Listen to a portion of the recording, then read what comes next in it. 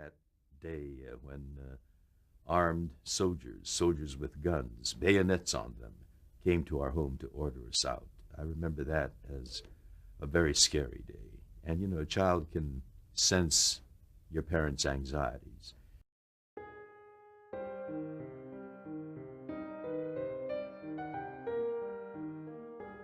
The United States was resisting getting involved in World War II until December 7, 1941, when Japan bombed the Hawaiian naval base of Pearl Harbor.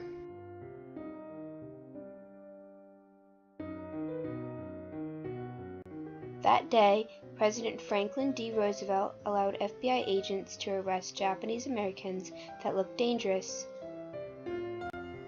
Months later, on February 19, 1942, FDR issued Executive Order 9066, which designated certain areas as military zones and violated the constitutional rights of Japanese Americans to place them in internment camps.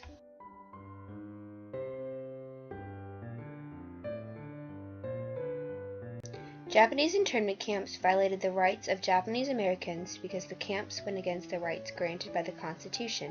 It was important because it demonstrated discrimination against a single race. It was the responsibility of the U.S. Army to conduct the mass evacuation of over 120,000 people of Japanese ancestry or legal Japanese aliens from numerous cities in 23 states all over the U.S. and 13 Latin American countries. The first to be interned were 2,000 people the day of the attack on Pearl Harbor that were on the FBI's list of suspicious Japanese Americans that they put together in 1936 in case an attack happened. The first town to be evacuated was of Japanese Americans on Terminal Island in California.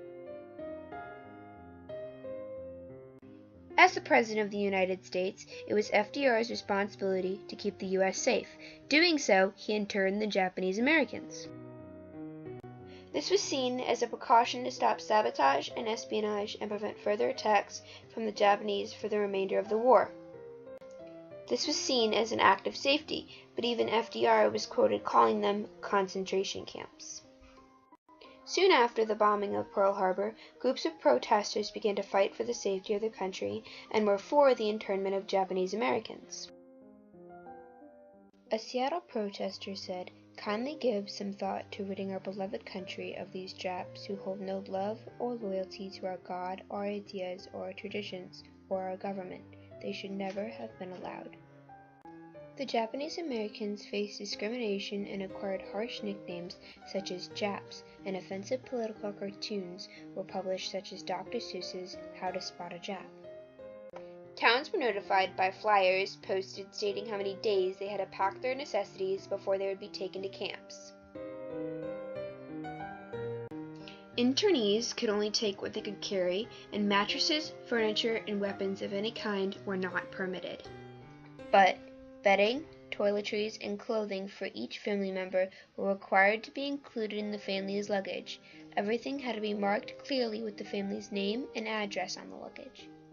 If they didn't want to be interned, the Japanese Americans had the option of enlisting into the U.S. military.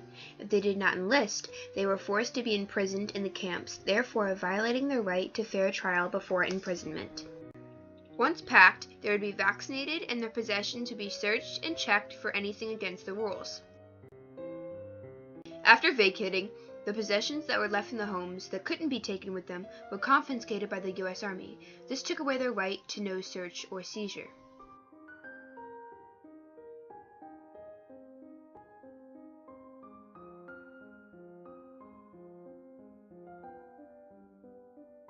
The notices also gave instructions of where and when to meet to be transported to an assembly center to wait for the more permanent camps to be finished being built. The assembly centers were usually makeshift camps that had originally been racetracks or plantations. They were in remote areas and surrounded by barbed wire. I grew up there for a portion of the war, and then we were transferred from that camp to another camp in Northern California called Tule Lake, which was an even more harsh camp. There were three levels of barbed wire fence and tanks patrolling the perimeter. Numerous guard towers were posted around the camp, and the guards were ordered to kill any prisoner that spoke any language other than English or disobeyed orders. This action took away their right to free speech and caused them to live in fear.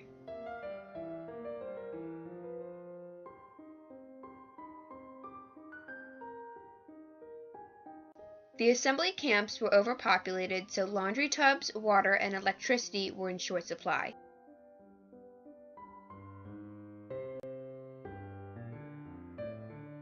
Food was made in mass quantities, so there was very little fresh fruits and vegetables, and the meals consisted mainly of starches and meats. Living on this diet made the Japanese Americans undernourished and constantly underfed, and caused them to have a lack of energy and to not be able to fight off diseases quickly. So diseases spread very quickly throughout the camps. The bathhouses were not sanitary, and there were little water to dispose of the excrement.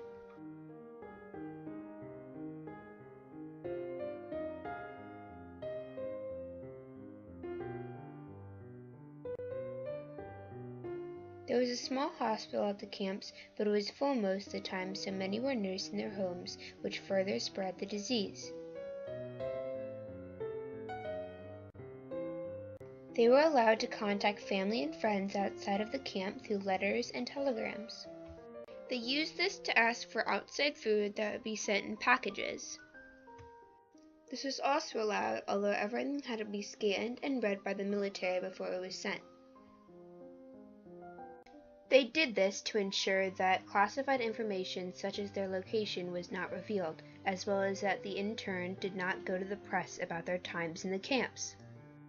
This violated their right to freedom of press and left the public ignorant of the truth about the camps. Some were in the assembly camps for over a year before they were transported for days on buses to the larger, more permanent internment camps.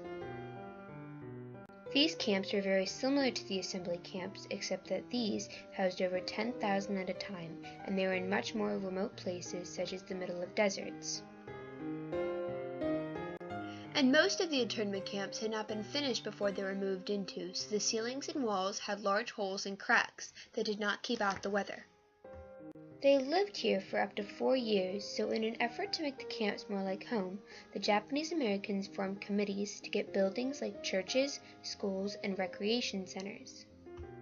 Some of the interned were college educated, so these people would be teachers for classes like dance, language, art, and gardening lessons, as well as academic classes at the schools. If they wanted to form a church, only a few religions were permitted. The practice of Shinto religion was not allowed, along with Buddhism that was strongly restricted, and Buddhists were put into separate camps. This severely infringed upon their right to freedom of religion and discriminated upon one group of people. When they were finally released, many had serious financial problems because their bank accounts had been frozen, and most had very little time to sell their homes before evacuating. So, their homes sold for some as little as $50, a total property loss of $1.3 million for the country. The U.S. government created the American Evacuation Claims Act of 1942, which provided payment for some of the property loss. But it wasn't until the 1980s that the United States took full responsibility for the internment camps, when the Commission on Wartime Relocation and Internment of Civilians was formed, and held investigation of the interned and brought several bills to Congress from 1984 to 1988, which made Public Law 100 through 383. This acknowledged the injustice and apologized, making amends with the Japanese. To formally apologize, a letter signed by President George Bush in 1988 went home to the Japanese American families, apologizing and also containing a government check for $20,000. A woman who survived states, "It was really sort of unbelievable, you know, when you go to college and you have very high ideals of democracy, and when you have your rights taken away, it is really a shock. I kept saying all along, we're American citizens and the government can't possibly put us into camps. I really didn't believe it happened until it did."